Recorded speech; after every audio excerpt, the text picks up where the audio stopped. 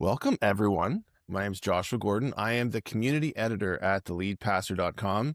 And I say this most times I start an interview, but this time I don't think I could possibly overstate it. I am like so happy and so thrilled to be sitting with friend. We've done lots of work together for a long time. Colleague, John, you're someone I've looked up to and trusted for a long time. So I'm just so thrilled to have John Lynch from johnlynchspeaks.com here with me. We're going to talk about pastoring. We're going to talk about lots of different things. Before I do that, why don't you, John, just introduce yourself, give like a kind of view from 30,000 feet in terms of your ministry, here, experience, and all that stuff. Yeah, Josh, you've helped me get to where I am right now. You've done such a beautiful job. I think the best book I've put out in terms of how it stands up is the one you produced on my Well, worst day. I'm glad we're recording this. Yeah, Continue. it is. I've got an outstanding wife of 41 years. We've got 3 kids and 4 grandkids, and my son is pastoring the church that I've pastored for decades. And that's a freaky, wild, wonderful story. But I'm in a great season. I feel like I'm in a great season. And I've gotten to do everything from tiny little meetings that didn't go well to touring with Mercy Me and just getting to do things I thought I'd never get to do. So I'm really honored to be here and looking forward to the questions. Yeah, man. So just to summarize, so you right now, the bulk of your energy is through John Lynch Speaks, which is, you are going on speaking in conferences, churches, that kind of thing. That's right. That's right. Yeah. So if we're working backwards then, so you've been doing John Lynch Speaks for, it's like what, 7 years, 8 Yeah. years? Yeah. 7 years. Yeah. And then so before that, you were with True Face, which was a publishing, speaking. Yes. Yes. But while I was doing that for 37, 38, I was the preaching pastor at Open Door Fellowship here Yes. in Phoenix. Yeah. And I loved that, loved it, but I feel like there's a time for everyone where in the middle of the stream, we don't wait till we get to the other side. In the middle of the stream, we let others take it because Mm, I didn't want to be 79 and still trying to be the senior pastor, preaching yeah. pastor at Open Yeah. Door. So I know like you're carrying that experience of, um, preaching, but also no doubt lots of like, deep pastoral conversations and caring for people. So you're bringing that with you as you're going to speak at a church or a conference or whatever. Um, I have no doubt that you've had tons of conversations with pastors and church leaders at the places that you're going to connect with. What are some of the challenges or struggles or some of the things that you're seeing, from 20, 30,000 feet? What are some of the issues that you're seeing come up time and time again? Yeah. I'm in this season where I'm loving to speak with pastors. All those years of mistakes and failures and learning and truth and God renewing, I feel like I have so much to offer right now Yeah. of insight and wisdom and direction for an individual or for a team. And Mm, that makes me very happy. If I had to say, may, maybe 2 things: loneliness. I see mm, pastors as often exceedingly lonely. In fact, I hang out with a group of guys who they get on because it's safe. They don't know how to be themselves in their community. And mm, so when they come on to our group, they're like 8th grade kids just snapping towels because it's a safe place for them. And they don't feel like they have that in their community. And so it's mm. very, very lonely for a lot of pastors. I know you know that. Yeah.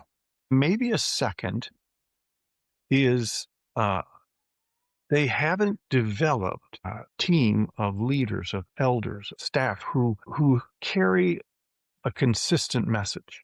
And so Mm, there's there's that battle going on all the time and criticism from outside that you're not being protected in. And mm, it can be demoralizing and devastating. And that's why you do see a lot of pastors every 3 or 4 years, on to the next place. yeah. And I'm coming in with my talent, but I still haven't figured out an environment of grace yet. And so Yeah. I'm lonely and I'm battling with other elders or other staff people. There isn't this continuity of voice that's coming out from us. Yeah. That makes Okay, sense? yeah, yeah, it does. So a couple things I want to drill down to. So one question that's been in my mind for a long time is like, is loneliness something that we do to ourselves? I feel like we kind of like touched on that a little bit in terms of the idea of being safe and or feeling safe. The second thing you talk about an environment of grace.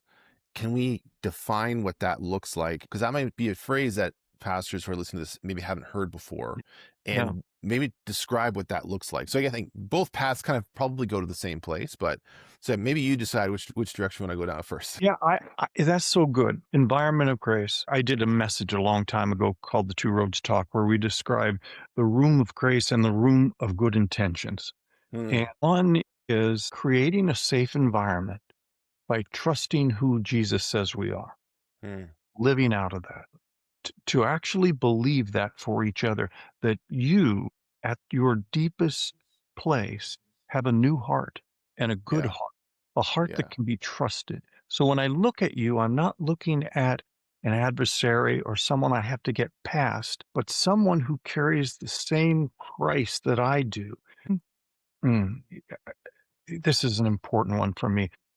I make the statement that if leaders will make the commitment of we're going to learn how to love each other and stay long enough so it has a chance, if they're willing to do that, there is in the audience that walks in, maybe for the first time, in the first 6 minutes, they can feel a palpable, tangible sense of safety.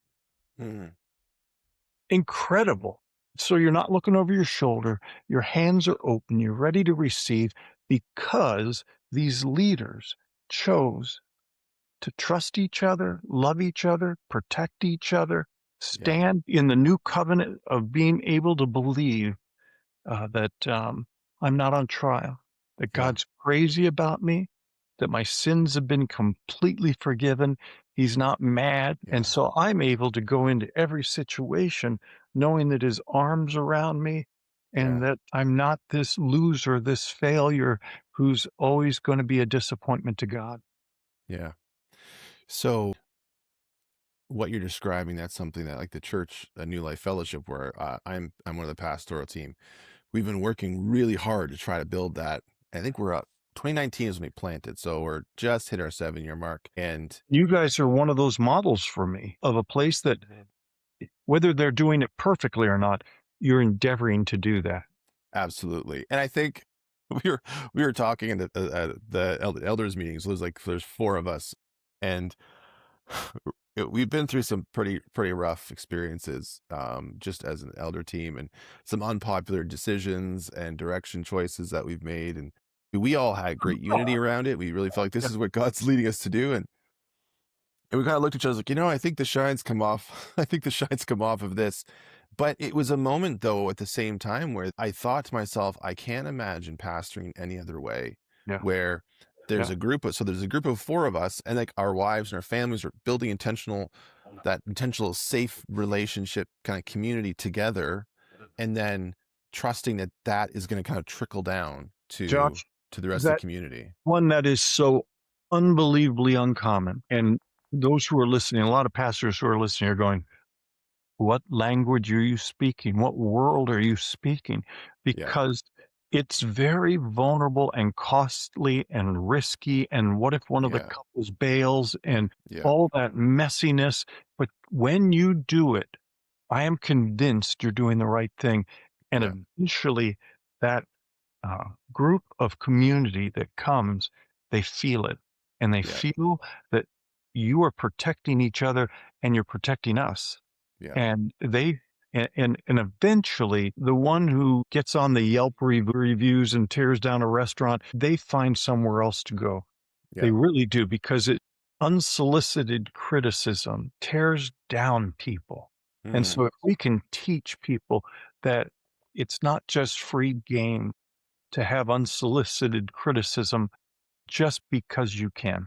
You guys are risking it.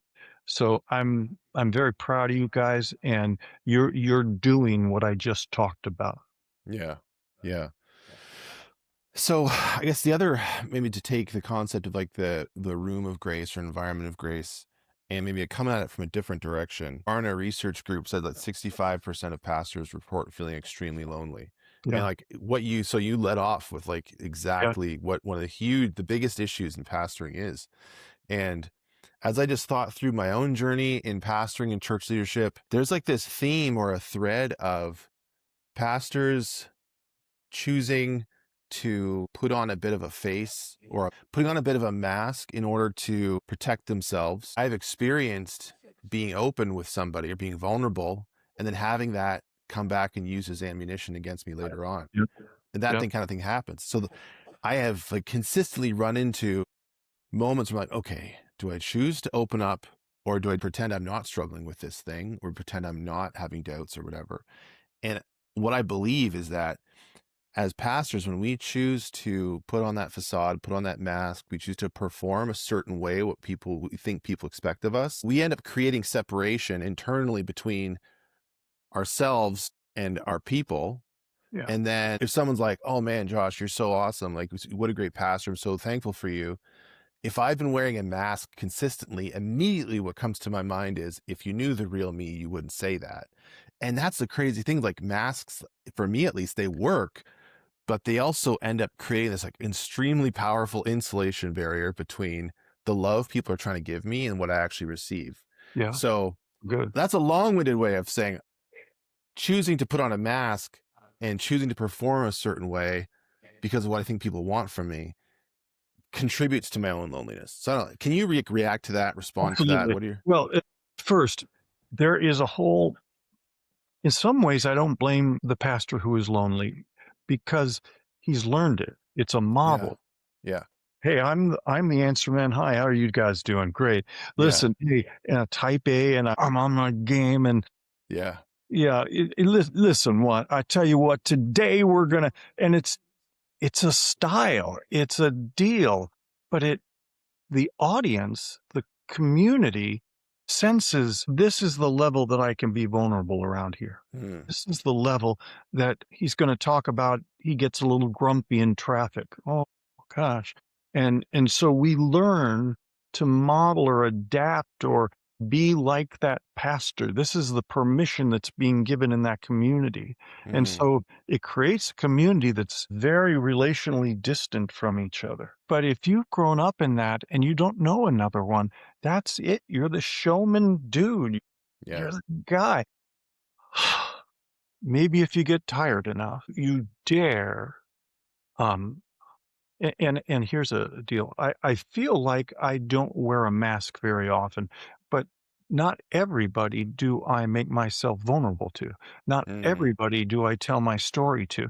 Nobody at the DMV cares. Nobody. yeah, There's a lot of people who have not earned that permission for me to bare my soul. And I mm, would say, even in those people that you trust, you're going to get hurt sometimes. It's going to come back on you.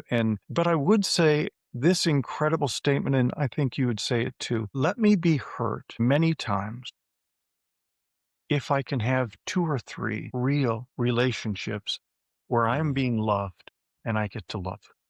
yeah, 'Cause that's the that is worth everything. That is the end game. And if people and by the way, I'm doing a passage this Sunday at Open Door where it says, "In our relationships, you guys are my letter of recommendation," Paul says. yeah, And in that, everybody can see it. They mm, don't know always what they're seeing, they don't but it looks beautiful to them. When they see real relationships of love, it's kinetic, it passes on, and it becomes desired. So, I know we're gonna get hurt. It's one of the stories that I have is me getting hurt really yeah, badly. But to have 2 couples, 3 couples, a 5th friend, and a non-couple, but a dear friend who have your back, who yeah, protect your heart. I can withstand whatever hard issue goes on in the body. And I mm, know I'm not alone. I know there's carrying my water. I know yeah, there's There's others who are gonna stand with me in my weaknesses Yeah. and will say, "That's not a deal breaker. He's got Yeah. that weakness, but we're gonna protect him." Man. Yeah, just that phrase, that's not a deal breaker. Like that's I mean, I just How good is yeah. that to have that place? It's yeah, you're a mess, but you're a really great mess with a new heart, Yeah. and we trust you, and we need Yeah. you. My gosh. There's there's this one moment from the book The Cure, and the main character coming into the room of grace, and I don't remember exactly how it goes, but essentially like I am done with like pretending, and like I'm just going to announce to everybody here the worst of me. That's And right. then hearing from the back, someone's like, "Is that all you got?" That's Like, right. and right, like it's just so Amen. so powerful, To right? To be find that place or to be able to help nurture such a place, yeah, we make that statement. All of us are realizing I can't control my life the way I thought I could. I'm stuck with these unresolved mm, issues and symptoms that I'm trying to fix all by myself. yeah, And we make the statement, what if there was a place so safe in your marriage, in your leadership group, as a co-pastor, as a staff person? What if there was a place so safe that the worst of you could be known? mm, And you would discover that you would not be loved less, you would be loved more in the telling of it. Oh, doggies. Because yeah, those who are waiting to get to love, we're waiting to hear it. We're waiting mm, for the worst of you to come out and and for you to realize it's not a deal breaker. We're yeah, here and we're not yeah, going anywhere and we got your back. I yeah, mean, there are some things that are going to have to be addressed and some things that stall out, but to know that what if there was a place, and it's not everybody, but mm, it's especially in my leadership core, what if there was a place so safe that the worst of me could be known and I would discover I would not be loved less, I would be loved more in the telling of it. Come on. That frees my being. Instead of having to be a mask wearer now, I get to be a lover. I get, yeah, wait, you've seen the worst of me and you still like me? Or you yeah, still want me here? yeah, And they say, yeah, yeah, we chose you a long time ago and yeah, we can't shake you. Sometimes you're the first person on the beach and you have to go in and actually call for that and actually mm, call out the community to be able to say, this is everything else is play acting. yeah, This is the gospel for us to love each other yeah. and be loved by each other. I mean, the image of being the first on the beach, like that's kind of been where my heart wants to go with these questions, like because I know without a doubt there are pastors who are maybe not the end of the rope yet, but like I see the end coming real quick. That's right. Having a hard time holding on. What what do you do if you're desperately needing that and it's you don't see it in your church? That's a Yeah, tough place to be. it is. And sometimes to take the honesty to say, I don't know what I'm talking about yet. Mm, I don't know how to nurture an environment of grace. This language is foreign to me. We just have a charter and we have a systems and we have ways that people do things. We have a handbook and it's all transactional.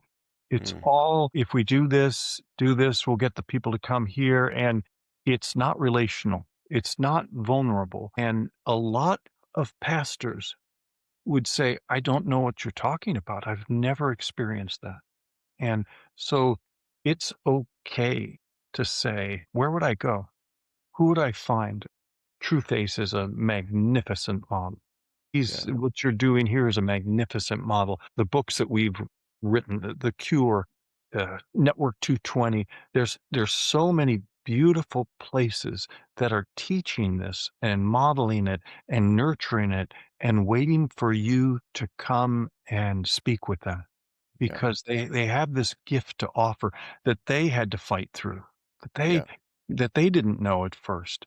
But, gosh, wouldn't it be just outstanding to get to minister in a place that you enjoyed being and didn't have to put on a show, yeah, that that you, who you were, was enough, and that the body, the community could realize, "I'm enough." Yeah. But when I fail, Christ sees me exactly the same. He loves me as much as he can love me, and he will not love me less. He Hmm. he's crazy about me. He's already seen the stuff I'm going to do way ahead. He's seen it. He's already made his mind up about me. And for a body to be able to then start to be vulnerable with each other, start to be able to affirm each other and tell truth about each other so that we can start to know who we are. Yeah. So that pastor who's listening to this, you may not have to leave your role, but I want you to hear there's hope out there. There Yeah. is there is a way of life that can be risked that is not a transactional model where you guard your heart and you put on airs that Hmm. are a better person than who you might be. And Yeah. because you think that the body needs that, they need a priest, and they don't. Mm. They need the real Christ in you, pastor. They need Yeah. that. They need that woman. They need that Yeah. vulnerability to be able to say to someone, I'm hurting. I'm Yeah. screwed up. There's stuff that people have never known about me, and it's tearing me up, and I'm hiding, and I Yeah. don't know. Man, when we can have that with each other, now we're doing church. Yeah. Now this is something that is worth people coming to. Yeah. As loneliness, pastoral loneliness is becoming more and more of a visible problem.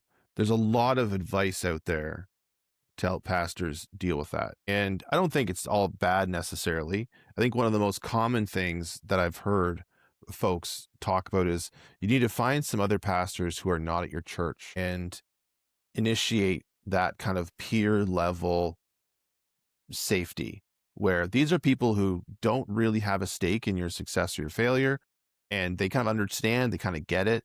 And so that's a good place with safety kind of out of the gate. What you're describing isn't really that though. It's Yeah, you. I think, Josh, and here's where you're going to have to get rid of me and never talk to me again. I think that's kind of a cop out. I think Interesting. it's saying, "Hey, we're Levitical priests, and the only people who can really know me are other pastors outside in another." So it's safe. I don't Yeah. have to be known here because I'm sort of known with these other pastors. And what you do is you create a culture that says, my vulnerability will only happen out there. I'm not going to get to know you. I'm not going to trust you. Mm, And it says that there's this hierarchy of clergy and the rest of us. And mm, we can never know you. We, yeah. pastor, can never know you. You will endure us and cook hamburgers every now and then for some group and have everybody gone by 8 p.m. But you've already made a decision. This is where I'm going to be known. Mm, And so it robs the community of, uh, if we could take away the clergy laity distinction and just say, I have a gift to speak. So yeah. I make it to speak more often, or the worship person, or whatever. But we are all priests. We're all Yeah. doing this thing. We're all Yeah. welcome. We're all vital. We're all have gifts that need to be expressed and need to be freed, and we all need to be known. Yeah. And so when I do that, it tells the body, we don't do that here. He's the one who's leading it isn't doing it here. He's not going to make himself vulnerable to us. Mm, So the harder work is to vanish that loneliness by taking a risk to be known by someone who's not a pastor, by yeah. someone who's just in your community. I've got so many relationships that I go, how did we become friends? What in the world? You're a goofball. And yet they're some of my very best friends in our community are not the makers and shakers, but I'm on Marco Polo with a bunch of them. We just hang out and uh, they're delight to me. They're a Yeah. delight. And I'm not above them. They're not above me. Sometimes I help them because maybe I've had more experience, but they also help me. They Yeah. also know my weaknesses and I get to tell them my weaknesses and they get to love me. And it's Mm, messy.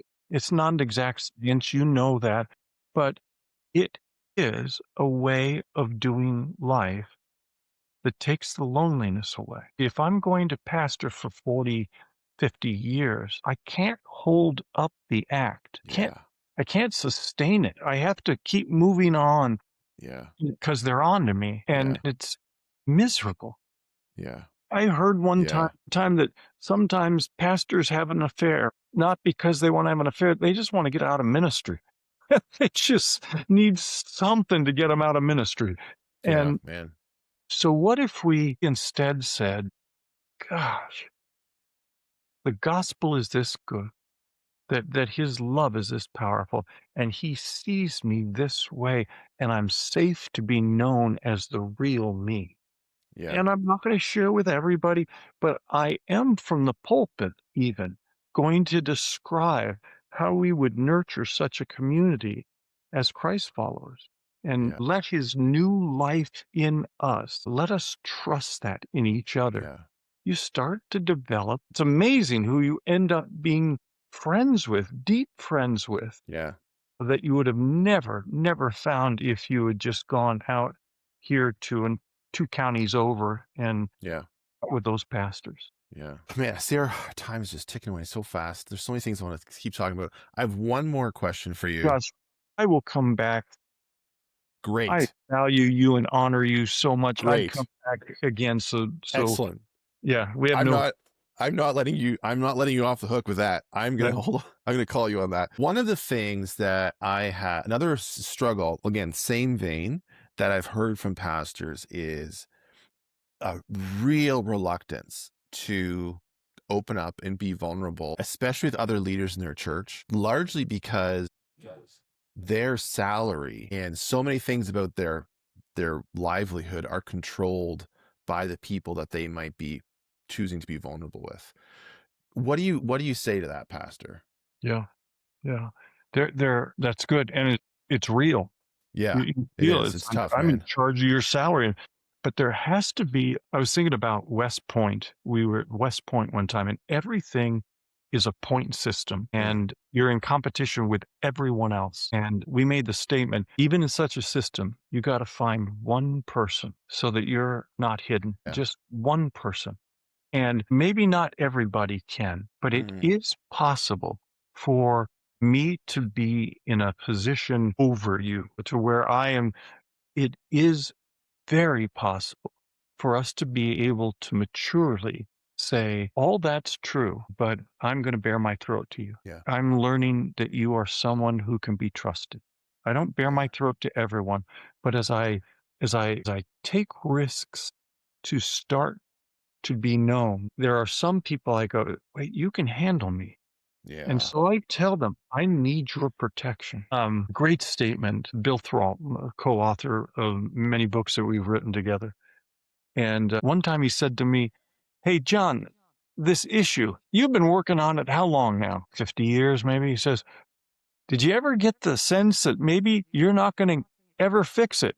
That it's going to be here for the rest of your life? Freaked me out. And he said, you know what you need? Is you need protection. It's not going to get fixed. But in that area of weakness, you need us to come in Mm, and protect your heart and protect who yeah. you are in that weakness. And that kind of language is the language of love. And also, when we can find ourselves in a leadership position, affirming each other, affirming, saying, you know, Jerry, I saw you last week. I just want to tell you, you know how to love well. We all were ignoring this guy who came to the office, and instead you walked over, looked into his eyes, and said, hey, how can I be with you? Yeah. And I just want you to know you do. So when you get affirmed, I always make the statement affirmation does not puff us up. Instead, it humbles our hearts Yeah. and causes us to want to do more for which we were affirmed in the Yeah. place that affirmed us. Yeah. So if just that, if that staff where it's I'm your senior, I control your salary, all that stuff, if we can have an environment where we start to affirm each other, and there's a great tool that we've got where there's 200 synonyms or descriptors, Yeah. and and then you pull out a few and you talk about those, even if it's at a retreat, it is a life changer. It is a Mm, game changer because I don't have to defend myself. I'm being told that I have value. And now I'm wanting to give that value here. I have to believe it. If God's gonna get that to me, I have to believe that you're not blowing smoke, that you are yeah. telling the truth. And once I do, the culture begins to change. Yeah. So powerful. Yeah. Oh boy. Well, I'm so excited for the next time we talk. Hey, can you do me a favor? Would you mind just thinking of the pastor who's listening to this, who's maybe for the first time, the sun's peeking over the horizon. If Yeah. there's a different way of doing this, would you pray for that pastor right now? Gosh, I sure will. Father God, before the world began, you designed it Hmm. that I would get to speak in with Josh to your heart today. And I know some of you are scared going, I don't know what you're saying. All I know is a design, and all I know is we create a character that we want to go after, and we go after them like Saddleback Sam. And I don't know another way, and Hmm. there is another way. And Josh has been on this podcast trying to offer another way. And he brings on people like me who are saying, we've done it. I've gotten to be in that environment for 40 some years and I didn't have to leave. And now my son's pastoring. And I'm in an environment of young people, middle age, young families, older people. And I want you to know if you ever want to talk more, um, write to me. I'll be one of those. John at johnlynchspeaks.com. And if I can just start you on a road or you ask me those 3 or 4 questions, how does that happen? I'd be honored to do that. So I'm going to say, Father God, would you supernaturally let this pastor, whoever he is or she is, to hear these words? And for some of them, they've gone, finally, this is what I wanted. I just didn't know how to do it. I just didn't know that others were doing it. Would you free them? Would you affirm them and let them know you are in the midst of what they're experiencing and you'll guide Hmm. and you'll protect them and you'll move them into something that is real, that they don't have to run from, that they don't have to go 3 counties over to be loved. Gosh, John 13:34, when it says, love one another, it means if we're going to have lovers, we've got to have some lovees. And Father, I'm just asking, would you let what we're saying right now permeate into hearts? And even as Josh continues this awesome podcast, that they would stay with it and find tools and find ways. I'm so delighted to get to speak to your heart right now. Thank you, God. Thank you. Thank you for this moment. Protect the vulnerability of this pastor. It's so fragile. It's so scary to be leading some other people. Let them know they don't have to do it alone. So I give them to you in the strong name of Jesus. Amen. Amen. That's awesome, man. Thank you so much. Josh, come on. Let's do this again. We're doing it again for I sure. just love being with 100%. you, man. We don't have to have the camera on. We don't just talk. Love it. All right.